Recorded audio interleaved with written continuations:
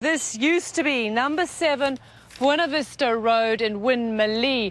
As you can see, it is one of many houses on this street. 43 houses on Buena Vista Road out of 100 were burnt last Thursday. They were the first hit by the fire. And the fire came through here so quickly that within 50 minutes, these houses were flattened, destroyed.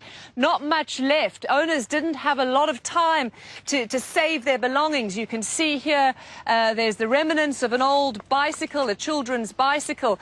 If you think about that, John, 50 minutes, that's essentially with 1 minute a house was burned on this street. So we spoke a little bit earlier to some residents in a house down that way, a young married couple. They were standing outside what a house that looked a lot like this. They were having a beer, they were commiserating, they were trying to clean up.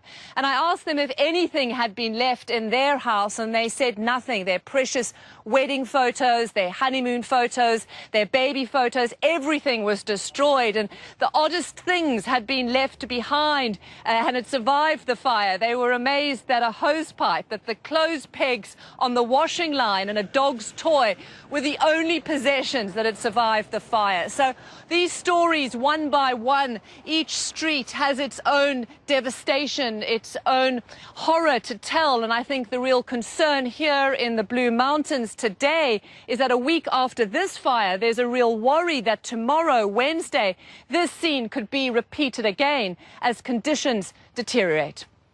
And Robin, there is some new information from officials there about what the firefighters can actually expect on Wednesday. What are they saying?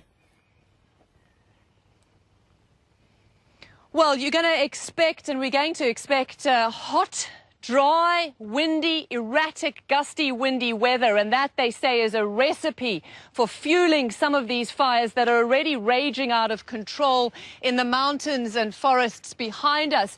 And the authorities are being quite strict. They're issuing quite serious warnings to people. They've closed schools here in the Blue Mountains area.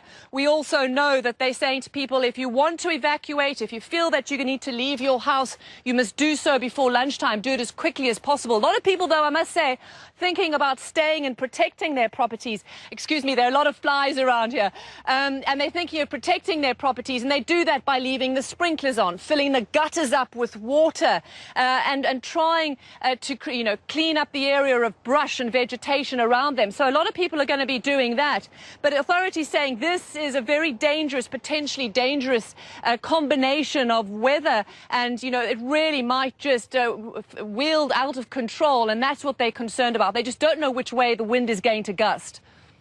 We've got to try, and I'd rather fail trying something than to sit here and do nothing. So we're planning as well contingencies if that doesn't work, how we will protect those communities, and that will be basically house to house, street to street, suburb to suburb, protecting those homes. And I am very concerned, but we have fire trucks and support from the entire country almost. So we've got a lot of support here. We've got people from different states. So the whole country is mobilising to help us. And look, it won't be for a lack of trying.